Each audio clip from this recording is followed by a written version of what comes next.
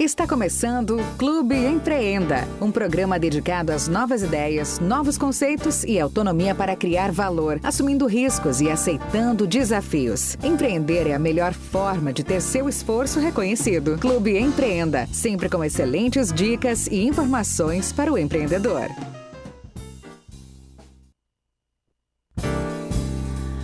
Olá, bom dia, tudo bem com vocês? Nós estamos com mais uma edição do Clube Empreenda, espaço onde ideias brilham e as histórias de sucesso inspiram. E o Clube Empreenda de hoje, com a apresentação minha e de Silvana Canal, nós vamos conversar com Paulo Tremarim. E eu quero fazer um convite super especial para você que está em nossa companhia. Não desligue o rádio, não vá para outra estação. Fica com a gente porque o assunto é interessante. Eu tenho certeza que vai te inspirar e vai trazer para você algo de muito bom. Então fica com a gente. Se você não conseguir acompanhar inteira a nossa entrevista, depois vai ficar gravado tanto nas nossas redes sociais quanto em nosso portal de notícias. Olha só, o nosso convidado de hoje é nascido em Foz do Iguaçu, é formado em ciências econômicas, é economista, é empresário na área da indústria têxtil, hotelaria e empreendimentos imobiliários. E já exerceu cargos públicos, foi secretário de Trânsito, secretário de Indústria e Comércio, também secretário de Turismo e como hobby ele gosta de cozinhar. O menino é entendido de muitos assuntos e gosta ainda de cozinhar. Bom dia, Paulo, seja muito bem-vindo. Bom dia, obrigado à Rádio Clube, que abre esse espaço para a gente falar de uma coisa tão importante que é o empreendedorismo. Obrigado, Cláudio, Silvana, pela recepção, né? Espero que a gente consiga aguçar aí o paladar de muitos empreendedores, né? Através da nossa conversa e desenvolver também essa vontade de empreender, né? Que é uma coisa maravilhosa. É isso, Silvana Canal, bom dia, tudo bem com você, minha linda? Foi bem o final de semana? Bom dia, Cláudio. Bom dia, Moacir. Bom dia aos nossos ouvintes e espectadores. Bom dia, Paulo. Seja bem-vindo. Obrigado. Sim, estou muito à vontade. O meu final de semana foi maravilhoso. Eu cuidei das minhas plantas, das minhas suculentas, fiz poda das minhas árvores frutíferas e relaxei sábado e domingo porque eu estava precisando. Acho que todo mundo precisa descansar, né? Colocar aí o final de semana para recarregar as energias para começar a semana aí no trabalho. E o nosso convidado de hoje é surpreendente, porque ele é nascido em Foz do Iguaçu, é filho da terra. Paulo, conta pra gente como que foi, como que seus pais vieram para Foz do Iguaçu. Conta um pouquinho da chegada da sua família em Foz do Iguaçu. Bom, primeiramente eu quero falar para a Silvana que convido ela e a Cláudia a irem lá na indústria conhecerem as plantas da minha mãe. Será um prazer. Minha mãe tem mais de 3.000 plantas, entre suculentas, orquídeas, rosa do deserto. Nossa. E algumas que eu nem sei o nome. E é ela que cuida de todas essas plantas. Já dá para colocar uma floricultura também. Já, as pessoas, os hóspedes do hotel, que eles saem do hotel e passam por dentro da confecção, numa parte. Então, toda a caminhada dos hóspedes é no meio das plantas. E eles perguntam, são para vendas? Não, não são para as vendas. Nem rele. Não, mas minha mãe separa. Ela tem 2 bancadas que é para os hóspedes que gostam, levam embora. Ela dá lá uma mudinha, uma planta assim. Mas tem umas que não é para mexer. Mas vocês estão convidadas a conhecer. Nossa, será um prazer. Eu adoro flores, cuido muito das minhas, então eu irei sim. Então vamos lá, vamos começar aqui com a história, como que é. Bom, meu pai chegou em Foz do Iguaçu, né, com a mãe dele e outros 4 irmãos, na década de 50. Meu pai devia ter uns 8, 9 anos nessa época. Minha avó é italiana, natural de uma cidade chamada Codogni, o nome dela é Rosa Basso Tremarim, ela é irmã do Pedro Basso. Ela se casa no Rio Grande do Sul, na região de Bento Gonçalves, Faria Lemos, bem nesta região que os nossos irmãos estão sofrendo muito lá no Rio Grande do Sul. Ela se casa com meu avô, que se chamava João Tremarim, é o segundo casamento dele, ele já tinha sido casado pela primeira vez com uma outra Rosa, teve 14 filhos, e com a minha avó, que se chamava Rosa Basso, ele tem mais 5 filhos. E aí, minha avó casa com 37 anos, aos 42 ela fica viúva e o irmão dela, Pedro Basso, vai até o Rio Grande do Sul e traz ela para Foz do Iguaçu com esses 5 filhos menores. E aí começa a É caminhada. a sua avó paterna. Minha avó paterna. Seu pai chegou aqui com 8 anos de idade. 8 anos, isso. E aí, sempre trabalhou na construção civil, o meu pai, né? Sempre moramos aí, onde é a minha indústria, na Costa e Silva, nessa região era uma chácara da minha avó, né? Na Avenida Pedro Basso, até a região da Costa e Silva, essa era uma chácara da minha avó. E aí ela cuidou dos filhos dela e nós sempre ficamos por aí, né? Tanto é que hoje a nossa indústria, o hotel, enfim, alguns empreendimentos que a gente tem estão todos nessa região que era do meu pai. Você contava pra gente aqui em off, né, Silvana? Nós estávamos conversando e você começou contando essa história, né, e eu não sei por que cargas d'água na nossa pesquisa. Eu imaginava que eram os seus pais, você foi lá fazer economia e depois você voltou para dentro da empresa para fazer as mudanças com tecnologia e inovação, e não foi assim. Você, com a sua mãe, tem uma trajetória bem diferente em relação à Statex. Conta um pouquinho como começou a Statex pra gente, Paulo. Bom, a Statex começou, hoje é o nome Fantasia Statex, mas se chamava 4 estações, tanto a razão social, que é até hoje, como o nome Fantasia na época. Minha mãe, ela, nesse momento aí que meu pai vem a falecer, no ano de 87, minha mãe estava estudando, fazia magistério, ela queria dar aula, era um sonho desde garota, né? Então ela se forma e começa a dar aula numa escola, eu não me lembro o nome, nem sei se existe ainda, era uma escola pequena, particular, na região do Jardim Panorama. E nesta caminhada que ela fazia de casa até a escola, ela passava na frente de uma malharia, se chamava Brambila Confecções. E aí, era curiosa, entrava, conversava na ida ou na volta da escola. E aí essa mulher perguntou, né, essa proprietária dessa Brambila, se minha mãe não queria aprender a costurar. E aí minha mãe diz que sim. Então ela aprende a costurar. E aí ela descobre que existe uma máquina que chama overlock, porque até então ela só conhecia aquelas máquinas de pedalar, que era a Singer, né, muito famosa, que fazia costura reta. Aí minha mãe aprende a costurar nessa overlock. Nós, passado um tempo, compramos uma máquina chinesinha, que se chamava na época, ela não era profissional, era uma máquina simples. Compramos na cidade de Toledo, aqui em Foz não tinha, e na época, em dólares, muito se falava em dólar nessa época, Foz do Iguaçu, essa máquina custou $200.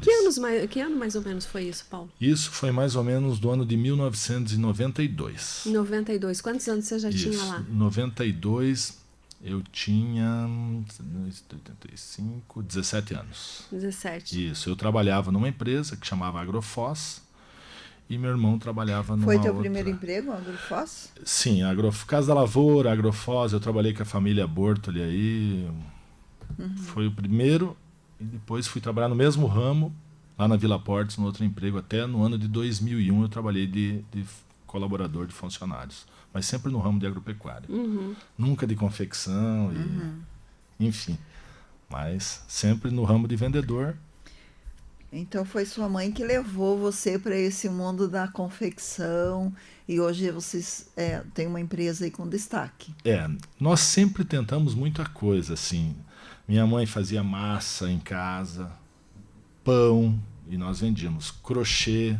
Teve umas coisas que nós não conseguíamos vender, né? Nem tudo, né? O que você não conseguia vender? Crochê era muito difícil. Ela fazia uns joguinhos, a gente saía e outra coisa que ela fazia era tricô, assim. Então a gente fazia algumas blusas de tricô, não vendia. Teve coisas que não conseguimos vender. Agora, verdura, elas plantavam, minha mãe plantava, a gente sempre teve bastante área aí onde a gente morava, então nós plantávamos. E eu saía na região aqui da Pedro Basso, no Polo Centro, e eu vendia. Até hoje, às vezes eu passo na rua, tem uma senhorinha que fala, ô verdureira. Mas enfim... Aí vocês saíam vender essa produção da sua mãe, vocês saíam vender tipo de porta em porta? De bicicleta, De bicicleta. Iam para o Rio Grande do Sul, nessa região que está sendo muito afetada. Lá existe o Vime, que é da videira. Então nós comprávamos o Vime lá quando a gente viajava e tinha uns vizinhos que sabia fazer cesto com o Vime. E aí nós trazíamos esse cesto feito manualmente com o Vime da videira. E aí nós sempre bicicleta que eu ganhava tinha garupa. Nunca ganhei uma bicicleta, sabe, de cross, assim, que a gente falava. Tudo era pensando que tinha que pôr a cesta na garupa e vender Pra verdura. vender. Mas tudo bem, deu tudo certo. E qual foi o momento, você contava pra gente, né, Silvana, aqui, que você trabalhava como funcionário, né, em outra empresa até 2001. Qual foi o momento que a Statex virou a Statex? Na faculdade, eu fazia faculdade de Ciências Econômicas aqui na Cesufós, na Avenida Paraná. E meu irmão fazia na Unifós, que naquele momento era ali na Dinâmica, nos prédios da Dinâmica, aí na Castelo Branco. E nós começamos a pintar nas camisetas o nome dos cursos. Os cursos que tinham na faculdade onde ele estudava. E ele fazia o quê? Ele fazia ciências... Contábeis. Administração e comércio exterior. Uhum. E eu fazia ciências econômicas. Mas tinha direito na faculdade dele, na minha já tinha mais curso, tinha ciências econômicas, que era a minha, tinha educação física, tinha ciência da computação, tinha administração, então o leque da minha era maior e a gente pensava, pegava lá o rótulo de uma marca e tirava a marca e colocava nas mesmas cores o nome do curso. Era Budweiser, era Heineken, Marlboro, você veja umas coisas aqui. E da Hard Rock tirávamos, colocava o nome do curso, enfim, a gente ia, né, fazendo cópias de alguma coisa e trazendo para a nossa realidade. Para a realidade. Porque na época não era o que é hoje, não existia a tecnologia, não tinha, né, Paulo? Não tinha. E era difícil para pintar uma camiseta, tinha que fazer manualmente a arte. Hoje temos programas, é muito fácil, né? E aí nos intervalos nós vendíamos. Eu levava já uma mesa e 2 cadeiras, então vinha o intervalo da faculdade à noite e eu expunha lá as camisetas. Depois já comecei a fazer moletom e fazer jaqueta, sempre com os nomes dos cursos. E iam passando pessoas, alunos, né? Muitos eram colaboradores de empresa, daí, mas tenho necessidade. Outros eram donos de empresa, e aí a gente foi ficando conhecido e as pessoas iam perguntando, mas você não faz para isso, não faz para aquilo. Daí nós começamos a fazer outros tipos de confecção que não era só as camisetas da universidade ou da faculdade onde a gente estudava. Aí começaram a fazer uniforme para as empresas. Uniforme. Tinha uma empresa que chamava 4 Estações, essa que hoje nós somos donos, que era na Jorge Sanvas, e eu já colocava algumas camisetas lá para vender. E aí no carnaval de 97, o proprietário, Evandro, me chamou e perguntou se eu queria comprar. Não tinha dinheiro, falei, olha, mas parcelado, a gente compra. Aí acabei parcelando de fevereiro a dezembro, 10 vezes. No ano de 1997 compramos a empresa. E aí minha mãe costurando na garagem de casa, meu irmão... Ainda estava na garagem de casa. Quantos colaboradores na época vocês tinham? Só ela e mais uma outra senhora que fazia meio período só. A sua mãe e mais uma outra costureira que ela só trabalhava na parte da tarde. Esse período que tu contou até agora pra gente aqui, que você fazia as camisetas para a faculdade, alguns uniformes para a empresa, isso tudo era só a sua mãe? Minha mãe e mais uma costureira que trabalhava meio período. Eu não tinha serigrafia. Quanto tempo foi só até ela? 99. Isso deu quanto tempo? De 7 anos. 7 anos. 7 anos. Ela fazia muito pijaminha, vestidinho. Então ela tinha umas clientes sempre na malha, sempre na malharia, nada de tecido plano. Sempre na malharia. Em 99, que daí a gente cria um corpo. Nós compramos a empresa em 97, ficamos na Jorge Sanvas 2 anos, com muita dificuldade, sempre pensando em fechar. Olha, difícil até para pagar o aluguel naquele momento, né? Mas a gente sobreviveu. E aí em 99 nós tínhamos essa propriedade aí na Costa e Silva, era uma casa de madeira, e aí a gente resolveu mudar para parar de pagar aluguel e vir para um imóvel que era nosso. E aí montamos, aí minha mãe para de costurar em casa, na garagem, e vem para dentro desta casa também. Então na frente era a loja e nos fundos costurava minha mãe, mais uma senhora do meio período, e daí nós tínhamos mais uma costureira que era o dia inteiro. Então a partir de 99 que a gente começa a andar. Você conta pra gente, Paulo, Para quem está nos ouvindo agora, só para a gente pontuar, quem está conosco aqui nos estúdios da Rádio Clube é o Paulo Tremarim, ele que é proprietário da Statex também e de outros empreendimentos. A gente vai conversando e contando aqui, porque começa tudo com a Statex e depois vem o restante dos seus empreendimentos. Você dizia para a gente que trabalhou até 2001. 2001. E você teve carteira assinada. Carteira assinada. Qual foi o momento que virou essa chave, que você foi para dentro da empresa e a Statex virou o que ela é hoje? Então, primeiro eu vou falar da carteira registrada. Bora. Você veja, eu nasci em 1975. Meu primeiro registro na minha carteira é 1988. Né? Em janeiro, depois teve aquela mudança.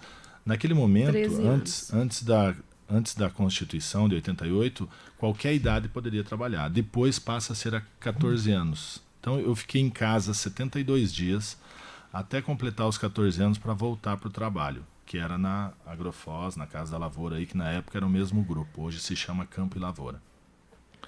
E depois disso é 16 anos. Então, minha carteira é registrada desde os 13 anos de idade. Sempre recolhemos. E até 2001, eu trabalho de colaborador, sempre no ramo de agropecuária. Tá?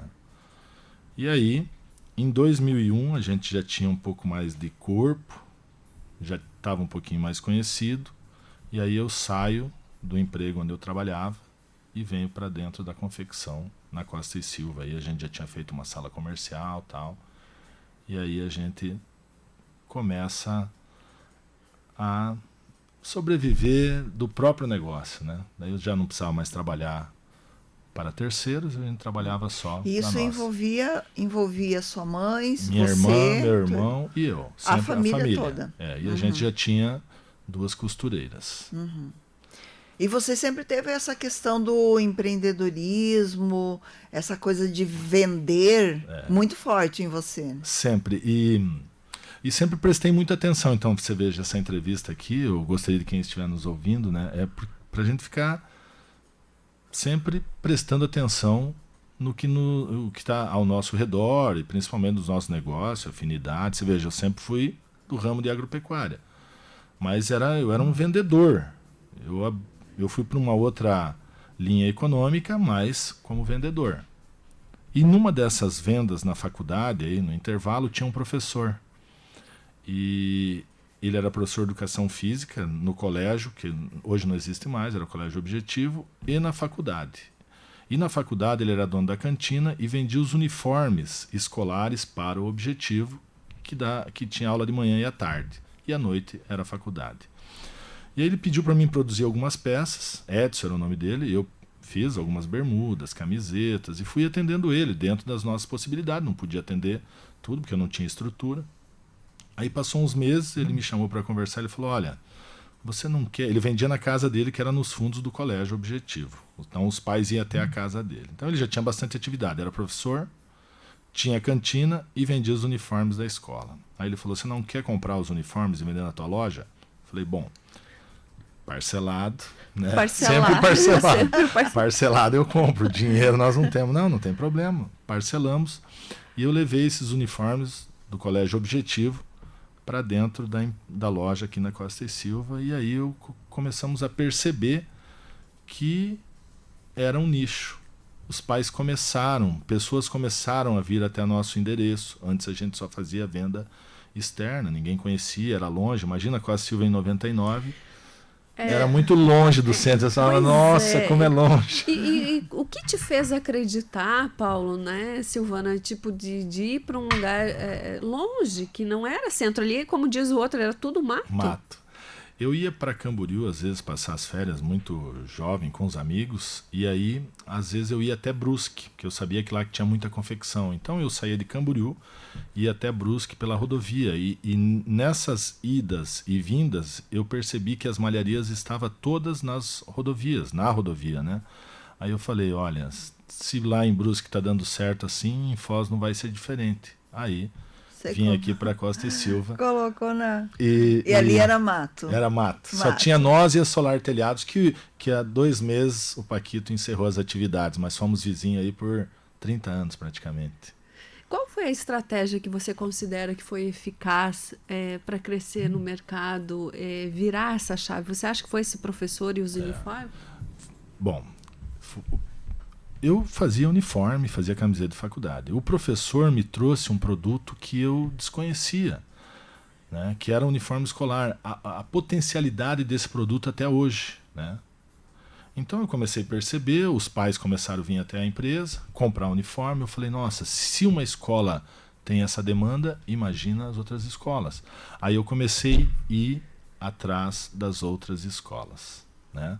Que ano isso? Isso já no ano de 2000. Eu trabalhava, tenho muito carinho pelo meu patrão. Hoje ele já fechou, ele só está no Paraguai, chama Arnildo, uma pessoa fantástica.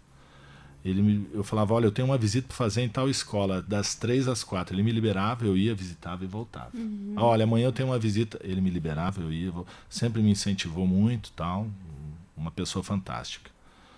E aí, em 2001, eu passo a trabalhar com todo as horas do dia, né? Eu tinha disponibilidade de tempo para ir atrás de novos clientes. Aí, naquela época, a CIF tinha o Conselho do Jovem Empreendedor. 2001, 2002, eu comecei a frequentar e sabia que a dona Ivone Barofaldi, ela vendia os uniformes de muitas escolas no Calcipag.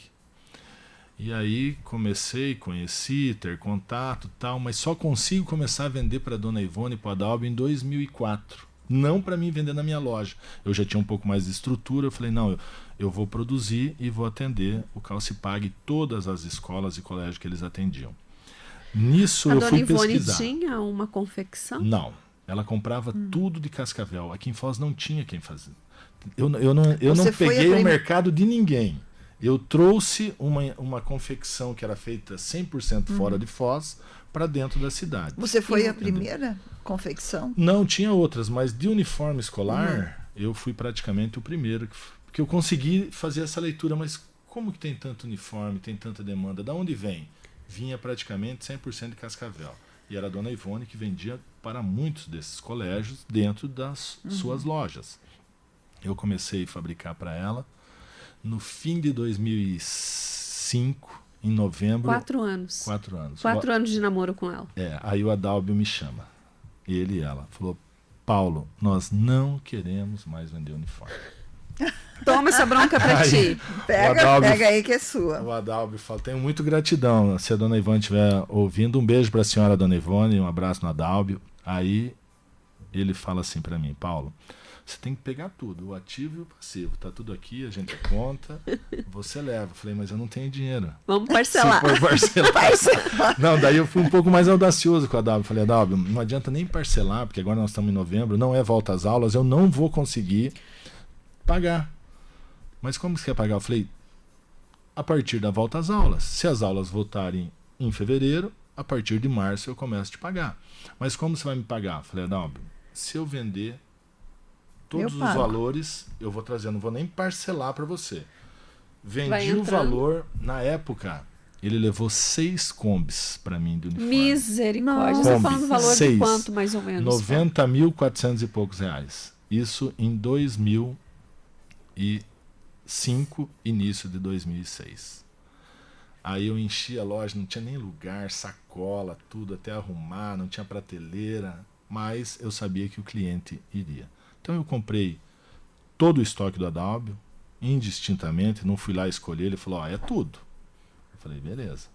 Como eu paguei, com volta às aulas, eu ia vendendo, todo o dinheiro que eu pegava, cheque dos pais, cliente, eu levava tudo para o Adalbio, ia dando baixa na nota. Até a volta do inverno daquele ano, agosto ou setembro, eu terminei de pagar 100% o Adalbio, e aí a gente já produzia tudo os uniformes. De todas as escolas aqui. Todas as que eles vendiam na época, né? E aí eu fui atrás de outras, né? Sim. E depois os outros iam descobrindo nós. Olha, lá eles fazem a Statex, tal. E aí isso acaba que vira um dominó, né? Muitos vêm, fabricam, aí vão embora, depois voltam, às vezes não voltam. É uma ciranda, né? Paulo, e você tem a Statex e conquistou todo esse mercado aqui de Foz do Iguaçu, principalmente das escolas. Você produz para fora, para outras cidades também? Hoje chegou já a essa extensão? Muito pouco. Às vezes alguns pedidos pontuais. Como, por exemplo, na semana retrasada, faturamos 1.060 camisa polo para Itajaí. Né? Você veja que lá é um mundo da confecção, né, Santa Catarina. Mas acabaram cotando conosco e a gente entregava em 20 dias. Talvez as outras empresas não entregariam nesse prazo. Acabamos fazendo essa confecção e enviando para Itajaí. Mas o nosso mercado aqui, nós estamos falando de uma cidade que tem praticamente quase 300 mil habitantes. Nós temos um pouco do Paraguai, um pouco da Argentina. Então, até hoje eu não tive assim tempo para me dedicar a outros mercados. Sabe, o Brasil não é só Foz do Iguaçu, nós temos um apagão na mão de obra em todos os setores. Na confecção não é diferente, na indústria têxtil não é diferente, às vezes até não estou reclamando, mas às vezes até um pouquinho pior que outro segmento econômico.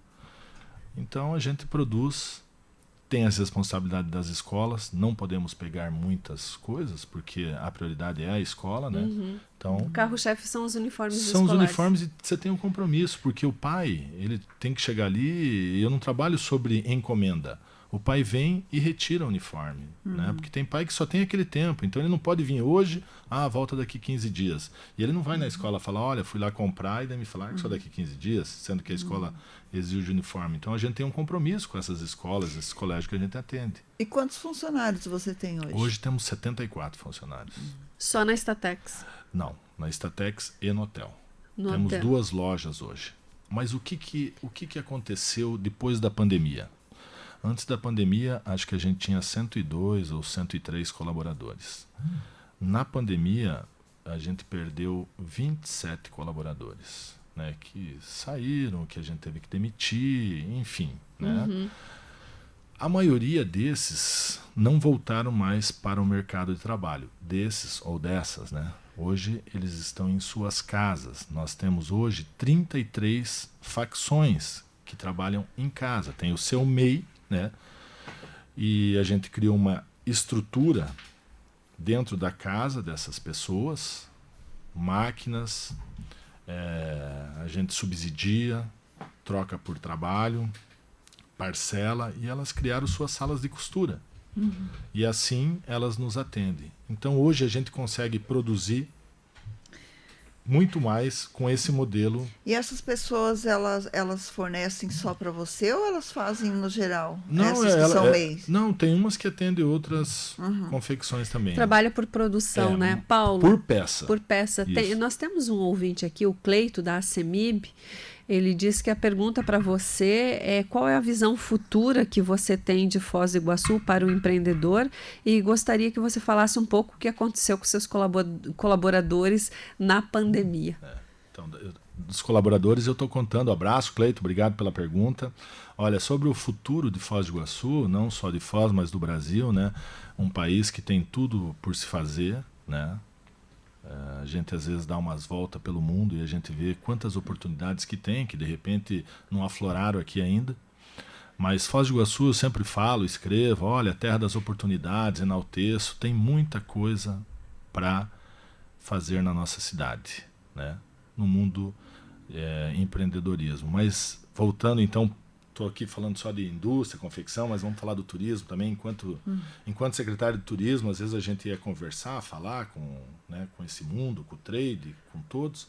E eu sempre me referia nós como os amadores do turismo ainda. Porque nós não somos profissionais. Foz do Iguaçu... Isso você como secretário de turismo. Que ano que foi que você foi secretário de turismo? Eu fui de 2015 a 2016, fim de 2016. Um ano inteiro? Chegou foi 2 anos. 2 anos. 2 anos. E aí alguns não gostavam, né, de ouvir isso, né? Mas quando a gente vai para alguns mundos turísticos, cidades, estados, países que estão mais desenvolvidos, a gente vê que eles já estão profissionais. Mas que bom que nós não somos profissionais ainda, que não alcançamos, né, esse patamar. E quando você não alcança isso é porque você tem muita oportunidade até alcançar isso. Imagina, não, a cidade está pronta, já fez tudo. Que muita gente não gosta que cite, mas eu vou citar aqui Gramado. Gramado, eles estão completos, já não tem quase mais nada por se fazer.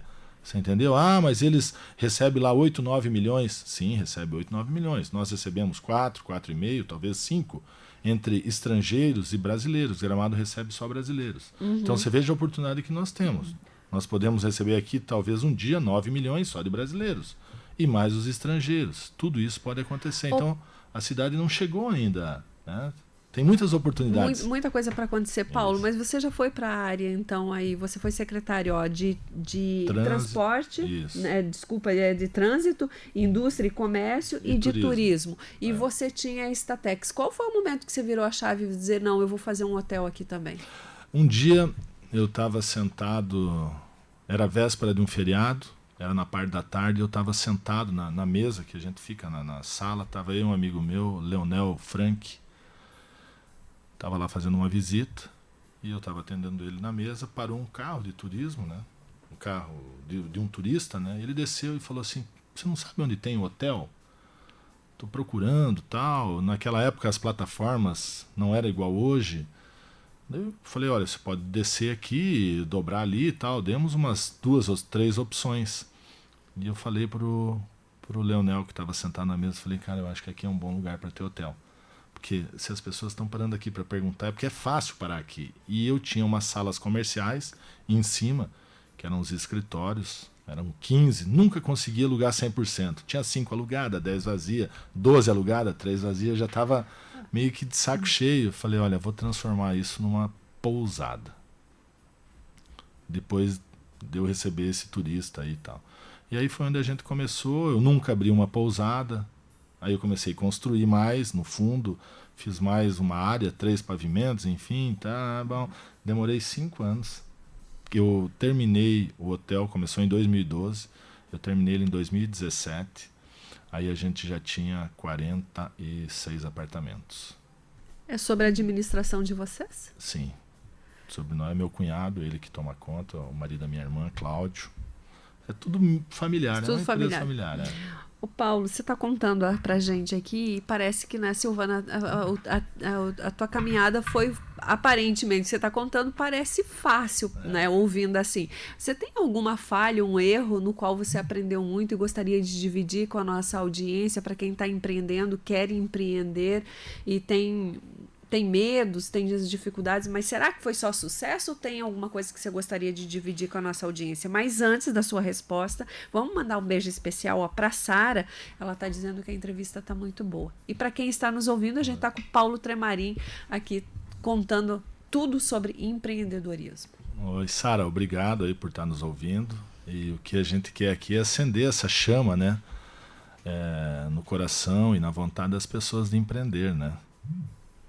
Então, fica aí meu muito obrigado aí pela audiência.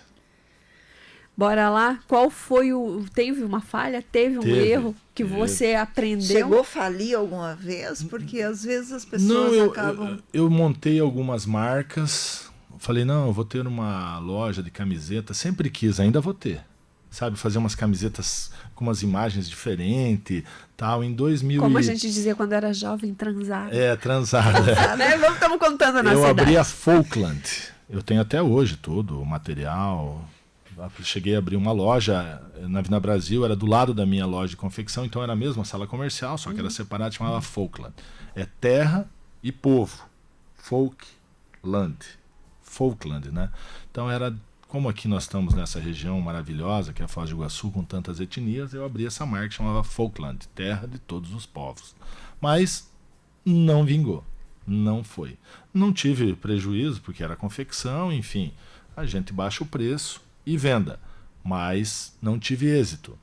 No Shopping Mercosul, eu abri uma loja que chamava W Blanc, de roupa branca, acreditava nesse mundo aí da medicina ou da farmácia, enfim.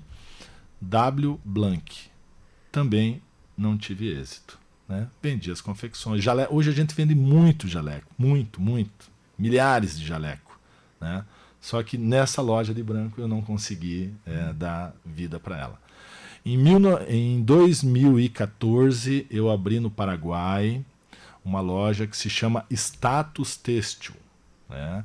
Naquele momento eu estava na prefeitura, aí familiares foram cuidar, ficamos 2 anos patinando, a empresa está lá até hoje, nós fechamos ela, mas um dia nós vamos retornar. Acreditamos muito no mercado paraguaio. Eu sou cidadão paraguaio, enfim, Inclusive, fiz tem um tudo. ouvinte mandando um abraço para você e dizendo assim, ó, desculpa te cortar, só para te Não, por colocar, favor. olha só, ele fala assim, é uma pessoa empreendedora que com muito sacrifício, muito tempo chegou ao êxito. Quem fala é o José de Cidé. José, Cidade de Leste. Ô, José, obrigado. Então, estou contando aqui, tem as alegrias, mas tem as tristezas também. Mas o mais importante é não desistir. Porque se você perguntar qual foi o pior momento para nós, foi quando a gente compra a 4 estações lá na Jorge Sambas. Fica de 1997 a 1999, lá 2 anos, que a gente não consegue quase nem pagar o aluguel. Esse foi 2 anos que era para a gente ter desistido do mundo da confecção. Mas Deus, ele é misericordioso, né? Nos guiou e nos deu luz, e nós estamos aí até hoje. A nossa querida Silvana disse que tem uma pergunta que ela elaborou essa pergunta para fazer e que eu acho que é muito importante que você responda para a gente. Na verdade, assim, você bem sabe, né, que eu trabalho com assessoria de imprensa dentro da área de turismo. Então, a gente meio que respira esse mundo, né? Durante a pandemia, muitas pessoas elas foram demitidas. A gente teve um alto índice de desemprego na cidade, e principalmente na área de turismo, eventos, gastronomia, onde que tinha aglomeração de pessoas, né? Aí essas pessoas, ao voltar nesse período de 2 anos de pandemia, elas se reinventaram. Elas buscaram uma forma de gerar rendas para sustentar suas famílias. E ao voltar ao mercado começar a retomar suas atividades, elas descobriram que elas não precisariam mais ficar trabalhando lá 8 horas por dia dentro das portas, dentro do hotel, do restaurante ou da agência de viagens. Elas se reinventaram. Hoje tem a pessoa que estava trabalhando numa agência de viagem, ela comprou seu carro, colocou no turismo, fez seus cadastros lá. Enfim, foram se reinventando. Pessoas que trabalhavam na cozinha de hotel começaram a montar marmitarias, confeitarias, enfim, elas se reinventaram. Hoje existe uma preocupação bastante grande com a mão de obra dentro da área da hotelaria. E você, como dono de hotel, você bem sabe que você também enfrenta esse tipo de problema. E como que vocês estão vendo essa situação? Como que vocês estão tentando resolver esse mercado? Essa mão de obra, essa falta de mão de obra. Olha, primeiramente eu vou começar contando então como foi a pandemia para nós, né? A confecção parou totalmente e neste momento tinha o Ferrari, que faz a apresentação do programa ali da Rede Massa, Flávio Ferrari, ele morava dentro do hotel, era próximo à TV Naipi, parou, pandemia, confusão, né? Não podia fazer nenhuma movimentação, e aí todo mundo atrás de máscara. E aí um dia ele passou por mim, e ele estava com uma máscara na mão, que veio não sei da onde e tal, e eu estava ali nos fundos da confecção, e ele falou, olha, todo mundo quer essa máscara, mas não tem. Eu peguei e fui para a confecção, confeccionei uma máscara, entreguei para ele, e ele ia fazer a apresentação do programa. Aí ele foi para a Rede Massa fazer a apresentação, mostrou para o Edson, que é o diretor, e o Edson falou, volta lá e faz uma entrada ao vivo com o Paulo Tremarim, mostrando a máscara que dá para confeccionar de tecido. Ele voltou e nós falamos, não acabou a entrevista, tinha fila na loja. Foi uma das coisas assim brilhantes que aconteceu para nós e para o povo, que a gente pode atender tantas pessoas naquele momento que não tinha. Depois de 15, 20 dias o mercado normalizou. Esse foi um momento, né? Então, e do que era feito as máscaras? De retalho, entendeu? Então ela tinha um custo só de mão de obra, o resto era retalho, né, de tecido. Então a gente conseguiu, naquele momento tão difícil, sanar um pouquinho de todos os problemas econômicos que não só nós, como muitos tiveram. Mas voltando para o hotel, todos foram para suas casas, todos os colaboradores. Nós ficamos 9 meses fechado. Depois de 9 meses, nós abrimos e trabalhamos 6 meses no vermelho. Nós tivemos 15 meses de negativo dentro do hotel. Nesses 9 meses, eu e meu irmão dormia dentro do hotel. Por quê? O hotel é frágil, né? Todo mundo sabia que não tinha ninguém lá, né? Então nós dormíamos. Eu falava, cada dia a gente dorme num apartamento diferente, virado para Costa e Silva, e acende a luz para dar vida. Então eu dormia em um, meu irmão no outro, a gente acendia a luz, porque o hotel ficou muito fragilizado, qualquer um podia entrar, sei lá, todo mundo sabe. Então as pessoas olhando que tinha luzes nos apartamentos, eles iam entender que tinha gente ali. Então foi uma maneira que a gente encontrou de se proteger, né? Mas eu dormi com meu irmão 9 meses, saímos das nossas casas e ficamos dentro do hotel, cuidando, enfim, dando vida, né, para o que estava tão apagado naquele momento. E os colaboradores, alguns voltaram, outros não voltaram mais, né? Mas o que eu falo sobre isso? Olha só, quando eu estava no Fostrans, lá nos anos de 2013, nós estávamos com aquela dificuldade do transporte coletivo que até hoje se arrasta, não está resolvido. Mas os ônibus estavam mudando de tamanho, era uma licitação que teve e tal, e eles estavam implantando aqueles micro-ônibus, onde não contemplaria mais o cobrador. Eu tive um embate lá na época com o presidente do sindicato, Vitor Assi, porque não, vai desempregar. Eu falei, Vitor Assi, quem trabalha não vai ficar desempregado. Aquela pessoa que desenvolveu a vontade, sabe, ele não vai ficar desempregado. Nós temos que se preocupar com aquele que não aprendeu ainda, que não veio para o mercado de trabalho. A gente passa em alguns lugares durante o dia, a gente vê jovens, vê senhoras, senhores sentados, sabe? Tem muita ociosidade de mão de obra. Esperando a vida passar? Esperando a vida passar. Então, a gente tem que se preocupar com esse, que ele nunca desenvolveu ou a vontade, ou nunca teve oportunidade, ou nunca se profissionalizou em nenhum segmento. Era esse que a gente tem que trazer para o mercado de trabalho para a gente tentar sanar esse apagão de mão de obra que nós temos em todas as linhas econômicas aí do Brasil. É com esse que a gente tem que se preocupar. Quem estava trabalhando, como por exemplo lá no hotel ou na confecção, como eu falei, as mulheres foram para suas casas, elas estão costurando lá. Alguém saiu do meu hotel que trabalhava na área da cozinha, hoje eu sei que faz salgado, faz bolo para vender, você entendeu? Então a pessoa que ela desenvolveu essa vontade e viu a dignidade do trabalho, ela não vai ficar sem trabalhar. Esse aí vai trabalhar. Mas nós temos que resgatar outros, ou trazer para o mercado outras pessoas que, ou por falta de oportunidade, como eu citei, ou por desatenção, não perceberam ainda toda a dignidade que o trabalho traz para nós enquanto ser humano. Então você diz que... Desculpa, Cláudia. Então você diz que, por exemplo, para sanar essa dificuldade de mão de obra dentro do setor de turismo, vamos focar ali que a gente está falando do seu hotel turismo. E do turismo. Poderíamos trazer pessoas que, de repente, já foram consideradas, não, como que eu poderia dizer, inaptas a exercer algum tipo de profissão? Será que você acredita que isso poderia resolver o problema? Porque o turismo, ele contempla todo mundo. Você veja, o que tem para fazer? Olha, eu tenho vaga de jardineiro. O senhor sabe? Não sei.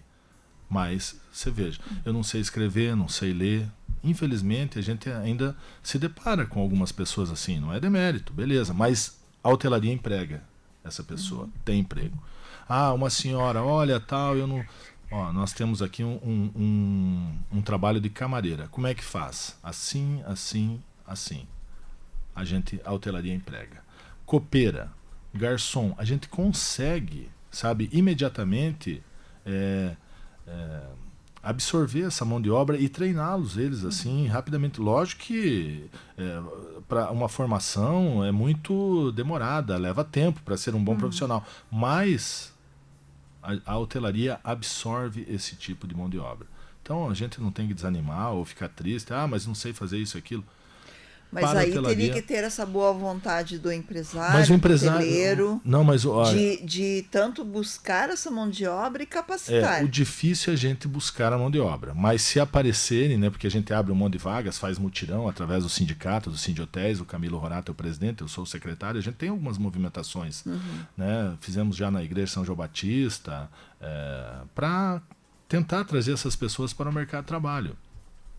Mas nós, enquanto empresários, enquanto responsável aí por atender tantos turistas, a gente sabe que nós precisamos treinar pessoas. Agora, como trazer essas pessoas, né? Porque às vezes a pessoa quer aprender, mas ela não tem nem o vale transporte, sabe? Para vir até o curso, para doar-se algumas horas para o seu futuro.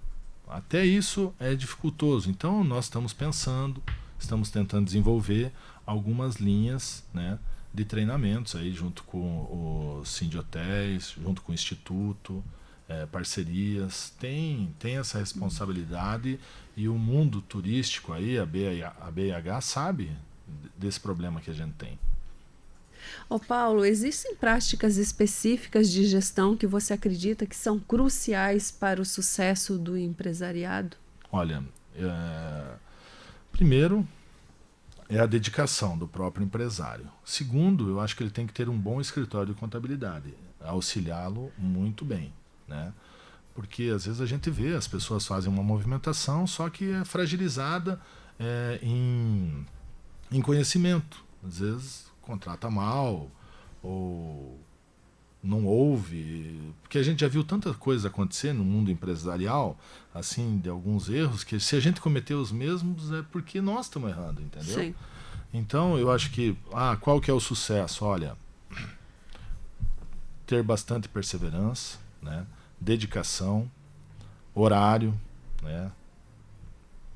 Porque a gente olha, cada um tem sua maneira de empreender, de administrar, mas tem que se dedicar muito à empresa, né?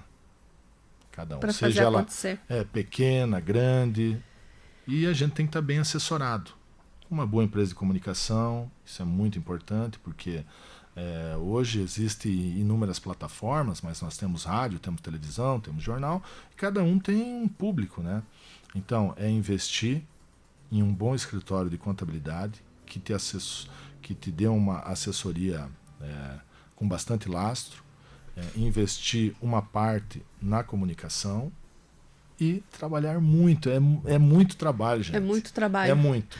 Ô Paulo, você fala de trabalho, falou aí de um bom escritório de contabilidade, e a gente começou o Clube Empreenda exatamente com a Elisângela da De Paula Contadores, deu pra gente aqui, faz parte da emissora, né, trabalha junto com a gente e trouxe tudo isso, e o Sherman, que também, você conhece o Sherman, né, sabe? E ele esteve conosco e falou exatamente isso também. Você torna a frisar esse assunto e traz pra gente mais uma vez esse assunto. Você foi da área da Statex, que é roupa, aí foi para hotelaria, mas você também empreende no ramo imobiliário. E eu gostaria que você contasse pra gente, como assim? Qual foi o se despertar? Então, olha só, volto para a CIF, né?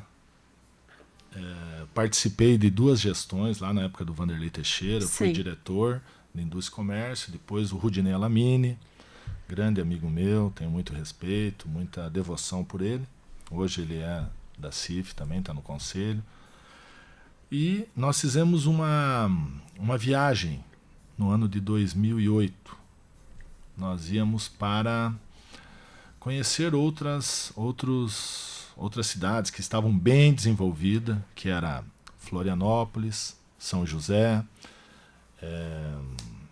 Jaraguá do Sul e Joinville. Então nós fomos até Curitiba, de Curitiba nós pegamos um ônibus, fomos com uma comitiva aqui de Foz do Iguaçu, eram umas 30 pessoas.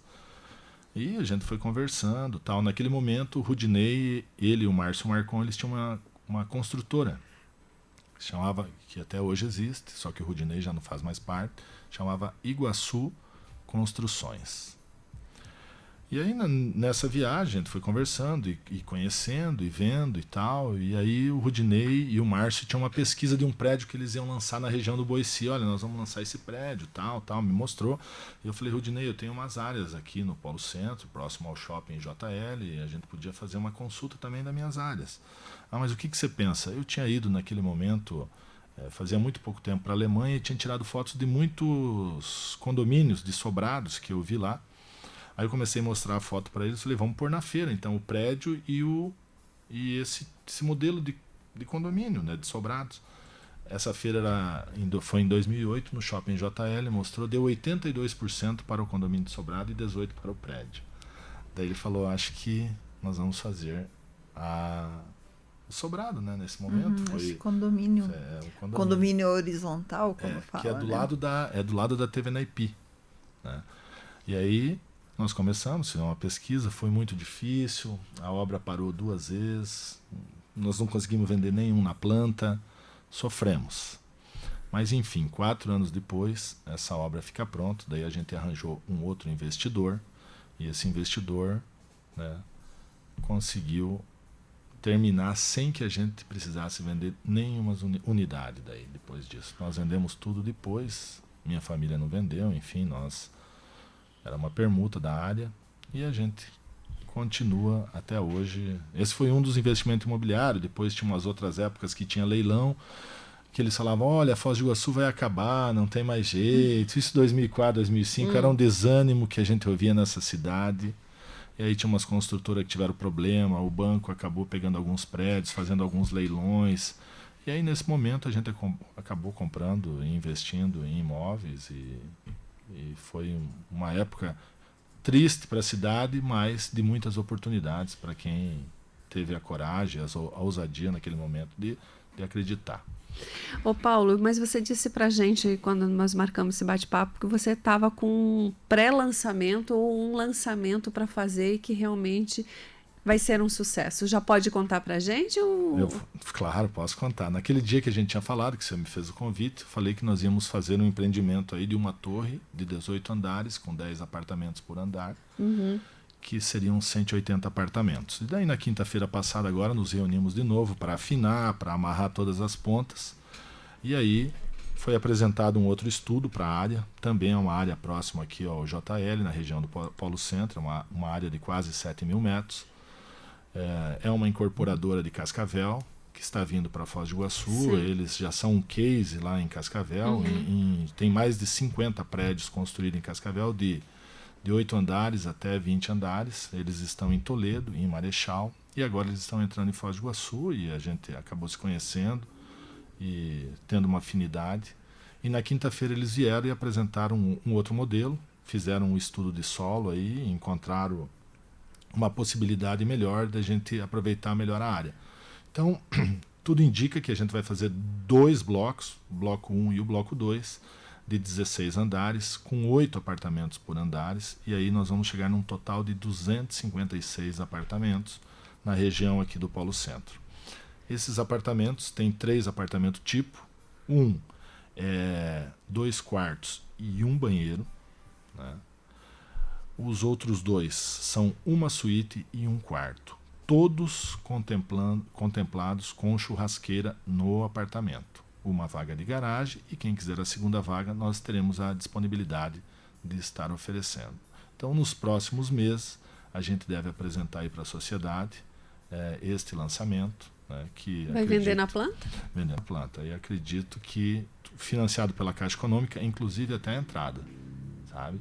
Então nós vamos ter aí um leque de oportunidades aí para quem quer adquirir sua casa, seu apartamento, né? Ou a primeira, ou a segunda, ou fazer um investimento, enfim. A cidade se desenvolve, a gente acredita.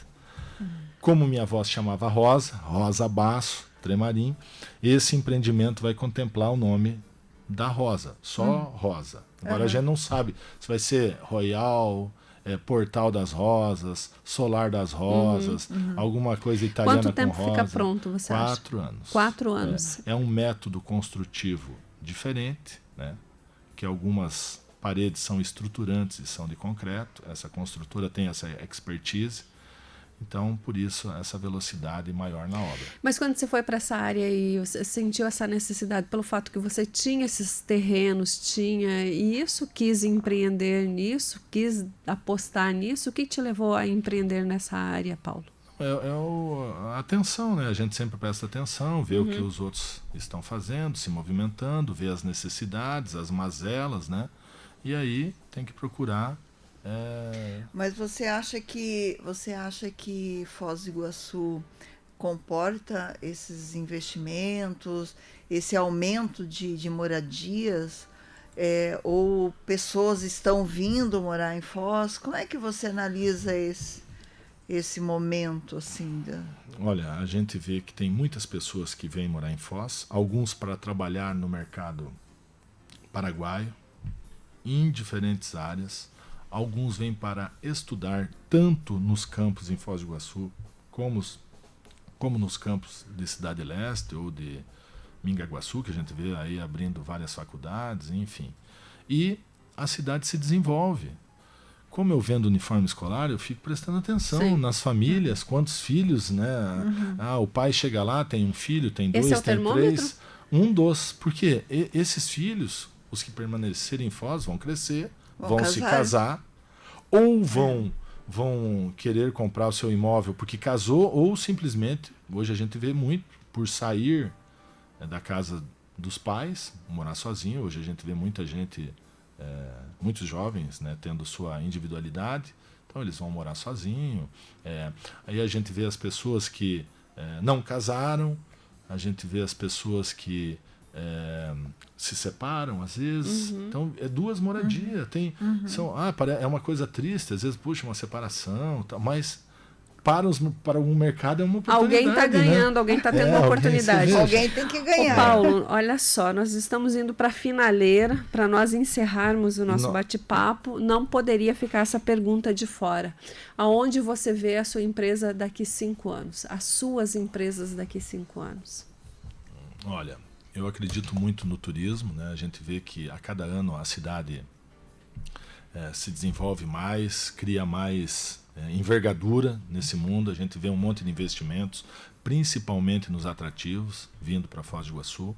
Isso torna a cidade mais robusta, faz com que o turista fique mais tempo na cidade. Quanto mais atrativo, mais a gente consegue que ele permaneça, tenha uma estadia mais prolongada.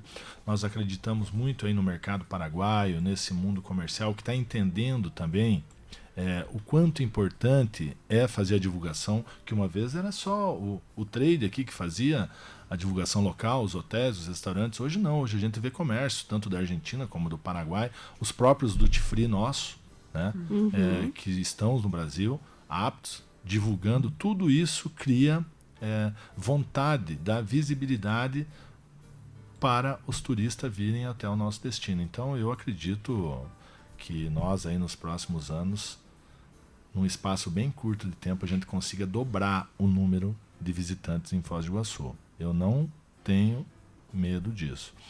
Lógico que o Brasil tem as dificuldades, né? Mas é um país, como eu falei lá atrás, tem tudo por se fazer.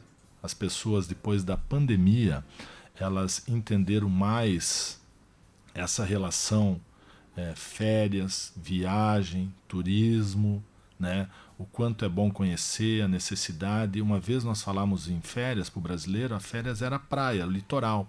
Hoje não. E a férias era tirar 15 dias, 20 dias, 30 dias. Não, isso mudou. Hoje ele tira 3 vezes no ano, ou 4 semanas, ou realmente goza seus 30 dias, ou seus 20 dias, e faz turismo.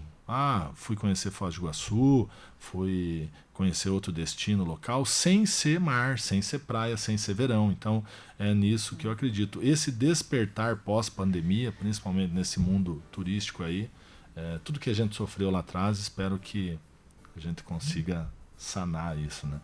E sobre os investimentos também, nesses prédios que estão saindo, nós temos também essa plataforma que chama Airbnb, que nós vamos ser contemplados diretamente. Sim.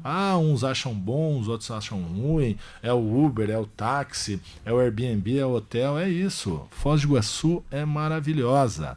Aqui nós recebemos o turista que vem para uma pensão, para um hostel, pensão, pousada, hotel 1, 2, 3, 4, 5... até 6 estrelas, né? Se tivesse, nós teríamos público para isso. O turista vem aqui, ele pode ser assim, sabe, com um pouquinho menos de poder aquisitivo, mas ele tem aonde dormir com dignidade, ele vai nesses mercados, nós temos restaurantes por quilo que oferecem boa comida por um preço super atraente, e ele vai acabar nos atrativos, que parcelam em até 10 vezes. Então nós somos o destino maravilhoso, porque nós recebemos turistas de todos os níveis sociais. Então é uma possibilidade de investimento para quem quer fazer Airbnb. Então você está dizendo que aí é uma outra oportunidade de negócio, né? Para quem está nos ouvindo, está buscando aonde investir, onde colocar o seu dinheiro, talvez é um bom negócio, Paulo? É um excelente negócio. E nós vamos abrir já com a possibilidade do Airbnb. Tá? Na venda, quem comprar já vai entender. E é que existe um tabu sobre o Airbnb. As pessoas moram em prédio. Eu não quero, no meu prédio não pode fazer isso, não pode fazer aquilo. Gente, pelo amor de Deus. Né? Ele não quer receber o Airbnb no prédio onde ele mora. Mas quando ele viaja... Ele vai se hospedar. Então, tem umas coisas, mas o tempo vai cicatrizar tudo isso. É com o tempo. Né? Nós vamos amadurecer, nós vamos entender, a plataforma é segura, tem todos os atributos ali para que tanto o prédio que está sendo locado, aí as unidades, ou o dono do imóvel, tem seus direitos e seus deveres. Suas regras a serem seguidas. É tudo assegurado pela plataforma, pelo cartão. Existem muitas informações. E desinformações que a gente não deve acreditar. Exatamente, o tal das fake news. Ô, Silvana, ainda ficou o assunto da gastronomia. Pois porque, eu estava querendo perguntar sobre isso, né? Se era o principal hobby, mas... motivo para uma volta, para ele voltar vai ter que aqui, voltar. Né, para conversar com a gente ainda sobre esse assunto. Exatamente. Que até para a Itália ele foi, então ele vai ter que voltar uma outra vez para contar para a gente. Né? Quem sabe não vai estar empreendendo nessa área. Silvana, tem algum recado final, por favor? Eu quero agradecer, né, os ouvintes, os espectadores aqui da Rádio Clube, ao Paulo, né, que dedicou todo esse tempo aqui contando a sua história, né, que hoje a cidade conhece um pouco mais sobre você, e convidar para que as pessoas continuam seguindo, assistindo, ouvindo, que toda segunda-feira a gente vai voltar com um novo entrevistado com novas histórias. Próximo é Danilo Vendrúsculo, que vai estar conosco. Paulo, as suas palavras finais aí para a nossa audiência. Bom, minhas palavras finais é o seguinte: a gente tem que ter muita perseverança, acreditar bastante, né? E saber que para empreender demanda muito tempo, muita alegria, muito desgosto, né? Tem dias bons, tem dias ruins, mas eu garanto que tem mais dias bons. A cidade é uma cidade com um perfil totalmente diferente, né? Isso aí eu chamo atenção até para os administradores, os gestores públicos, que quando eles começarem a dar uma entrevista, eles têm que sempre chamar atenção para esse mundo do trabalho. Olha, nós vivemos em Foz do Iguaçu, aqui é uma cidade diferente, nós vamos trabalhar no sábado, no domingo, no feriado, para atender as pessoas que vêm nos visitar, mas em contrapartida, durante a semana, alguns dias nós não vamos trabalhar. Tá? Porque às vezes, hoje a gente tem dificuldade também nesse mundo da hotelaria, da gastronomia, dos atrativos, porque nós temos que trabalhar quando as outras pessoas estão de férias. São final de semana, são feriados ou são férias. Mas em contrapartida nós temos alguns dias, né? Tudo isso é equilibrado, tudo isso é nivelado. O que a gente tem que fazer é tentar passar isso para os colaboradores que chegam nesse mercado de trabalho do turismo, que a gente vai trabalhar alguns dias, horas diferentes, da normalidade. Mas para Foz do Iguaçu é a normalidade e daqui para frente só vai aumentar os empregos, só vai aumentar os empreendedores que vão empreender no mundo turístico, eles vão saber também os horários deles são diferentes do horário trivial que a gente está acostumado aí. Então, muita perseverança, fé em Deus. Deus é muito pródigo, é sábio. Deixo aqui meu abraço, agradeço a Silvana, a Clau, a 100.9, a Rádio Clube aí que nos recebeu e nos dá a oportunidade de contar a história e poder acender dentro de cada um a vontade de trabalhar, a vontade de empreender e a vontade de vencer, que é muito importante, mas com bastante respeito, respeitando as regras e se assessorando muito bem, como a gente estava falando aqui, né? Tanto da contabilidade como as empresas de comunicação que podem nos auxiliar muito. Obrigada. Foi incrível ouvir a história e os insights do Paulo Tremarin, que esteve conosco aqui, trazendo tudo sobre a sua performance empresarial e também trabalhou aí, né, como secretário de trânsito e ainda indústria, comércio e turismo. Esteve conosco compartilhando a sua experiência. Continue empreendendo e inspirando, Paulo. Foi um grande prazer e uma alegria ter você aqui na Rádio Clube FM, no Clube Empreenda, um espaço onde as ideias brilham e as histórias de sucesso inspiram. Fiquem com a gente. Bom dia.